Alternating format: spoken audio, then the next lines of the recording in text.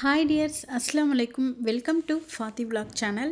இன்றைக்கி வந்து நம்ம ரோட்டு கடை ஸ்டைலில் சாம்பார் டேஸ்ட்டாக எப்படி வைக்கிறதுன்னு பார்க்கலாம் வாங்க. அதுக்கு நான் ஒரு குக்கரில் 3 சைஸ் பெரிய வெங்காயம் சின்னதாக கட் பண்ணி போட்டுக்கிறேன். இப்போ ஒரு 3 தக்காளி இது கூட சேர்த்துக்கிறேன். இதில் பார்த்தீங்கன்னா காரத்துக்கு ஏற்ற மாதிரி ஒரு 4 மிளகாய் நான் வந்து இது மாதிரி கீரி சேர்த்துக்கிறேன். உங்களுக்கு எவ்வளோ காரம் தேவையோ அதுக்கேற்ற மாதிரி நீங்கள் மிளகா கூடவோ குறைக்கவோ சேர்த்துக்கோங்க. இப்போ இது கூட 1/4 ஸ்பூன் மஞ்சள் தூள், 1/2 ஸ்பூன் தனி மிளகாய் தூள், 1/2 ஸ்பூன் சாம்பார் தூள் சேர்த்துக்கோங்க.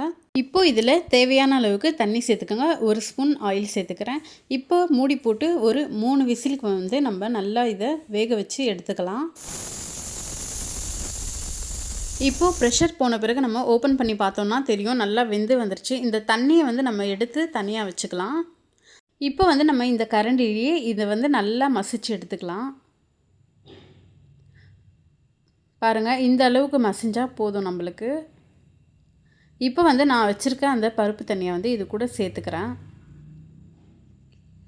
இப்போ வந்து ஒரு கடாயில் கொஞ்சமாக எண்ணெய் சேர்த்துக்கோங்க. 1/4 ஸ்பூன் அளவுக்கு கடுகு சேர்த்துக்கோங்க.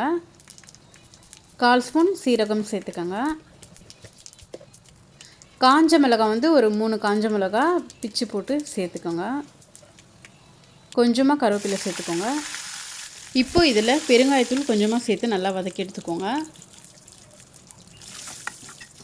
இப்போ நம்ம வேக வச்சு எடுத்துருக்க வெங்காயம் தக்காளி விழுதை வந்து இது கூட சேர்த்துக்கலாம்.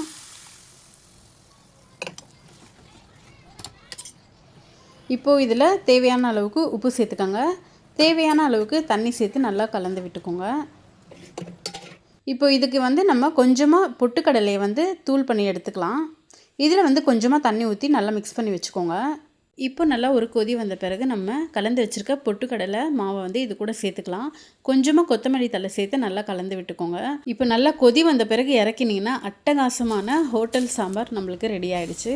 இது கூட நீங்கள் இட்லி, தோசை எது வேணாலும் வச்சு சாப்பிட்லாம். சும்மா டேஸ்ட் வேறு லெவலில் இருக்கும். என் பையன் வந்து என்கிட்ட கிறிஸ்பியாக தோசை சுட்டு கேட்டான். அதனால் அவனுக்காக நான் வந்து 2 தோசை சுட்டு கொடுத்தேன்.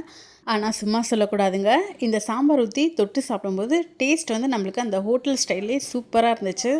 கண்டிப்பாக வந்து இந்த சாம்பாரை நீங்கள் ட்ரை பண்ணி பாருங்கள். எப்படி இருந்ததுன்னு கமெண்ட்டில் சொல்லுங்கள். இந்த மாதிரி யூஸ்ஃபுல்லான குக்கிங் வீடியோஸ் அண்ட் கிச்சன் டிப்ஸ்க்கு நம்ம சேனலை மறக்காமல் சப்ஸ்கிரைப் பண்ணிக்கோங்க.